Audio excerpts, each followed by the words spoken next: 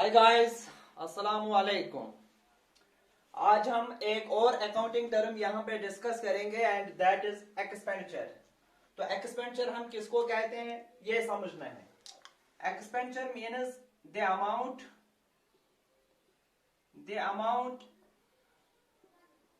which is spent for acquiring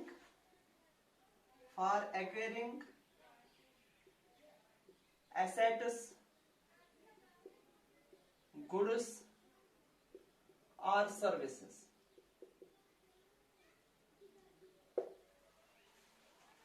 और ये जो एक्सपेंडिचर होता है, एक्सपेंडिचर इज ऑलवेज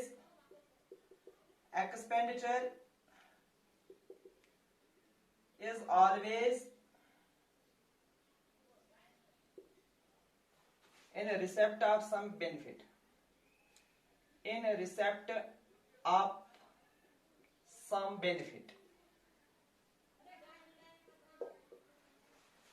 यानी एक्सपेंडिचर हम किसको कहते हैं। एक्सपेंडिचर वो अमाउंट होता है जो अमाउंट हम स्पेंड करते हैं एसेट्स एक्वायर करने के लिए या गुड्स एक्वायर करने के लिए या सर्विसेज अवेल करने के लिए। जो अमाउंट हम स्पेंड करेंगे या जो अमाउंट बिजनेस एंटरप्राइजेस स्पेंड करेंगे किस पर्पस के लिए, एसेट्स एक्वायर करने के लिए या गुड्स एक्वायर करने के लिए या सर्विसेज अवेल करने के लिए, उस अमाउंट को हम कहते हैं एक्सपेंडिचर। उस अमाउंट को हम क्या कहते हैं, एक्सपेंडिचर। और जो ये एक्सपेंडिचर होता है it is always in receipt of some benefit, यानी जब भी हम कोई एक्सपेंडिचर करते हैं उसके अगेंस्ट हम कोई ना कोई बेनिफिट रिसीव करते हैं। फॉर एग्जाम्पल, अगर हम कोई मशीनरी परचेज करते हैं विद एन अमाउंट ऑफ ₹20,000, यानी हम कोई मशीन परचेज कर रहे हैं 20,000 में, तो 20,000 हमारा एक्सपेंडिचर हुआ, लेकिन इसके अगेंस्ट हमने क्या रिसीव किया, हमने मशीन को रिसीव किया। सो दैट इज वाई मैं ये कह रहा हूं कि expenditure is always in receipt of some benefit, यानी जब भी हम कोई एक्सपेंडिचर करते हैं, कोई अमाउंट स्पेंड करते हैं, उसके अगेंस्ट हम कोई ना कोई बेनिफिट रिसीव करते हैं। उसके अगेंस्ट हम कोई ना कोई बेनिफिट रिसीव करते हैं। और ये जो एक्सपेंडिचर होता है it may be of 3 types, यानी इसके 3 टाइप्स होते हैं। इसके कितने टाइप्स होते हैं, 3 टाइप्स होते हैं एक्सपेंडिचर्स के। फर्स्ट वन इज, यानी ये जो एक्सपेंडिचर होता है it is of 3 types. First one is capital expenditure,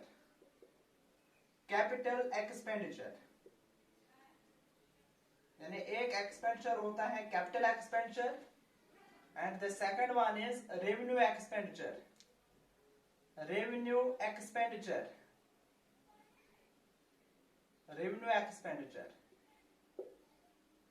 and the third one is deferred revenue expenditure,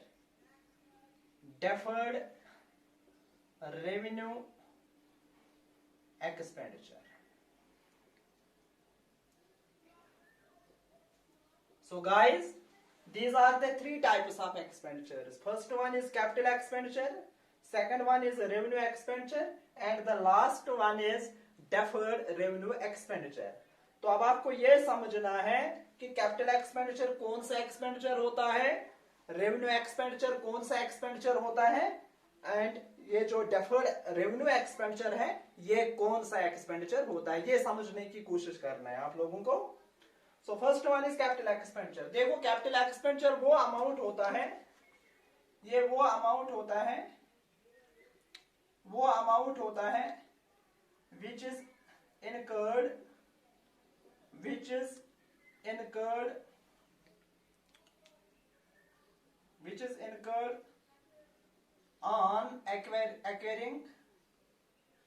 which is incurred on acquiring or improving some assets, and the benefit of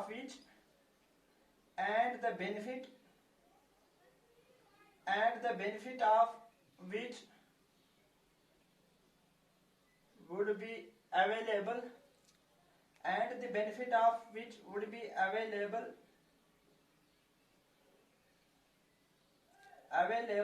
for more than 1 year, for more than 1 year. यानी capital एक्सपेंचर्स वो expenditures होते हैं जो एक्सपेंचर्स हम spend करते हैं किन चीजों पे, यानी एसेट्स एक्वायर करने पे या किसी एग्जिस्टिंग एसेट को इंप्रूव करने के लिए, किसी एग्जिस्टिंग एसेट को इंप्रूव करने के लिए या एसेट्स एक्वायर करने पे जो अमाउंट्स हम स्पेंड करेंगे और जिनका बेनिफिट बिजनेस को मिलेगा फॉर मोर देन 1 ईयर, उन एक्सपेंचर्स को हम कहते हैं कैपिटल एक्सपेंचर। यानी कैपिटल एक्सपेंचर वो अमाउंट्स होते हैं जो अमाउंट हम स्पेंड करेंगे उन चीजों पे जिन चीजों का बेनिफिट बिजनेस को मिलेगा for a long period of time. In accounting long period of time here means more than 1 year. यानी वो अमाउंट्स, मैं फिर से रिपीट करूंगा, वो अमाउंट्स जो अमाउंट हम स्पेंड करेंगे उन चीजों पे जिन चीजों से बिजनेस को बेनिफिट मिलेगा for a long period of time, उन अमाउंट्स को हम कहते हैं कैपिटल एक्सपेंचर्स। उन अमाउंट्स को हम क्या कहते हैं? कैपिटल एक्सपेंचर्स। और जो ये कैपिटल एक्सपेंचर्स होते हैं ये नॉन रिकरिंग इन नेचर होते हैं। क्या होते हैं? Non recurring in nature. यानी ये एक्सपेंचर्स हमें बार बार नहीं करने पड़ते हैं। तो मैं कुछ एग्जांपल्स यहाँ पे आपको दूंगा। फॉर एग्जांपल हम कोई मशीन परचेज कर रहे हैं तो मशीन तो हम बार बार परचेज नहीं करेंगे, लैंड एक्वायर करेंगे, लैंड परचेज करेंगे, या कोई बिल्डिंग बना लेंगे बिजनेस के लिए तो इस बिल्डिंग को हम बार बार नहीं बनाएंगे। तो बिल्डिंग पे जो अमाउंट हमने स्पेंड किया या लैंड हमने परचेज की तो उस पर्पस के लिए जो अमाउंट हमने स्पेंड किया, या फर्नीचर हम परचेज कर रहे हैं या मशीन को हम परचेज कर रहे हैं, तो इन चीजों पे जो अमाउंट्स हम स्पेंड करेंगे तो उन अमाउंट्स को हम क्या कहेंगे? कैपिटल एक्सपेंचर्स। तो फॉर एग्जांपल हम मशीन परचेज कर रहे हैं 20,000 में, तो हमें पता ही है कि इस मशीन से बिजनेस को फायदा मिलेगा मोर देन 1 ईयर। या लैंड हम परचेज कर रहे हैं या कोई बिल्डिंग हम बना रहे हैं तो हमें पता ही है लैंड से या बिल्डिंग से बिजनेस को फायदा मिलेगा for a long period of time. तो इन चीजों पे जो अमाउंट हम स्पेंड करेंगे वो हुए कैपिटल एक्सपेंचर्स। वो क्या हुए? कैपिटल एक्सपेंचर्स। तो ये नॉन रिकरिंग इन नेचर होते हैं, यानी ये एक्सपेंचर्स हमें बार बार नहीं करने पड़ते हैं। तो ये हुआ कैपिटल एक्सपेंचर। अब कौन सा एक्सपेंचर है? अब रेवेन्यू एक्सपेंचर है। जो रेवेन्यू एक्सपेंचर होते हैं ये वो एक्सपेंचर्स होते हैं which is incurred on day to day operations of the business. Day to day operations of the business. और ये जो एक्सपेंसेस होते हैं ये रेकरिंग इन नेचर होते हैं। क्या होते हैं? Recurring in nature. यानी ये हमें बार बार करने पड़ते हैं, ये हमें बार बार करने पड़ते हैं। फॉर एग्जांपल कुछ अमाउंट हम स्पेंड करते हैं किस चीज के लिए? हम कोई रॉ मटेरियल परचेज कर रहे हैं फॉर प्रोड्यूसिंग द गुड्स। कोई रॉ मटेरियल हम परचेज कर रहे हैं तो रॉ मटेरियल परचेज करने ये तो हमें रेगुलरली करना है। तो इस पे जो अमाउंट हमें इस पे जो अमाउंट हमें स्पेंड करेंगे तो ये हुआ रेवेन्यू एक्सपेंचर। और रेवेन्यू एक्सपेंचर वो एक्सपेंचर्स होते हैं जिनका बेनिफिट हमें विदिन ए ईयर होता है। जैसे कि हम इलेक्ट्रिसिटी चार्जेस पे करते हैं, जैसे कि हम सैलरी देते हैं एम्प्लॉयज को तो उनकी सर्विस हमें विदिन ईयर मिल रही है, या इलेक्ट्रिसिटी चार्जेस हम पे कर रहे हैं, या ऑयल का हम इस्तेमाल कर रहे हैं मशीन को चलाने के लिए। तो ये जो एक्सपेंसेस आ रहे हैं तो इन एक्सपेंसेस का फायदा बिजनेस को मिल रहा है विदिन ए ईयर। तो जो अमाउंट हम स्पेंड उन चीजों पे करेंगे जिन चीजों से बिजनेस को बेनिफिट मिलेगा विदिन ए ईयर, वो हुए रेवेन्यू एक्सपेंचर्स। फॉर एग्जांपल मैंने दिए हैं ऑलरेडी, तो मैं फिर और एग्जांपल दूंगा। फॉर एग्जांपल हम रेंट पे कर रहे हैं, हम सैलरी दे रहे हैं, हम ऑफिस एक्सपेंसेस जो भी आ रहे हैं, administrative expenses, office expenses, selling expenses, या इसी तरह वेजेस हम दे रहे हैं, सैलरी दे रहे हैं स्टाफ को। तो ये जो एक्सपेंसेस हमें आ रहे हैं ये हमें रेगुलरली आने हैं, ये तो हमें रेगुलरली आते हैं बिजनेस में। तो इन एक्सपेंसेस पे जो अमाउंट स्पेंड होता है वो हुए रेवेन्यू एक्सपेंचर्स। अब फर्क क्या है कैपिटल एक्सपेंचर और रेवेन्यू एक्सपेंचर में, क्या फर्क है? रेवेन्यू कैपिटल एक्सपेंचर वो एक्सपेंचर होता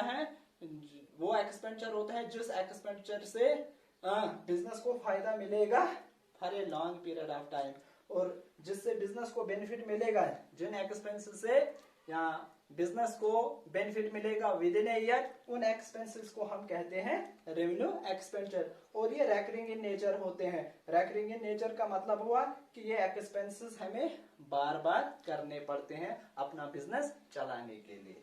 and the last one is deferred revenue expenditure. ये समझना है, ये थोड़ा कॉम्प्लिकेटेड है as compare to these capital and revenue expenditures. तो डेफर्ड क्या होता है? समटाइम्स कुछ एक्सपेंसेस ऐसे आते हैं बिजनेस में, कुछ एक्सपेंसेस ऐसे होते हैं जो रेकरिंग जो रेवेन्यू इन नेचर होते हैं, लेकिन उनका benefit for a long period of time मिलता है। उनका बेनिफिट बिजनेस को मिलता है for a long period of time. यानी sometimes it may happen in the business that some expenses incurred which are revenue in nature, लेकिन जो benefit होता है फॉर नंबर ऑफ ईयर्स, यानी कुछ एक्सपेंचर्स ऐसे होते हैं, यानी रेवेन्यू एक्सपेंचर ही, कुछ एक्सपेंचर्स ऐसे होते हैं जो रेवेन्यू इन नेचर होते हैं, क्या होते हैं, लेकिन उनका बेनिफिट हमें मिलता है for a long period of time. उन एक्सपेंसेस को हम कहते हैं deferred revenue expenditure. For example हमने कोई प्रोडक्ट लॉन्च किया, नया प्रोडक्ट बनाया हमने, अब हमें इसकी एडवर्टाइजमेंट करनी है। क्या करनी है? एडवर्टाइजमेंट करनी है। तो एडवर्टाइजमेंट पे हमें 10 लाख का खर्चा आ रहा है। कितना आ रहा है? 10 लाख का खर्चा हमें आ रहा है, एडवर्टाइजिंग एजेंसी को देने पड़ते हैं अपनी प्रोडक्ट की एडवर्टाइजमेंट के लिए 10 लाख का खर्चा आ रहा है, लेकिन इस एडवर्टाइजमेंट से बिजनेस को फायदा मिलेगा फॉर ए लॉन्ग पीरियड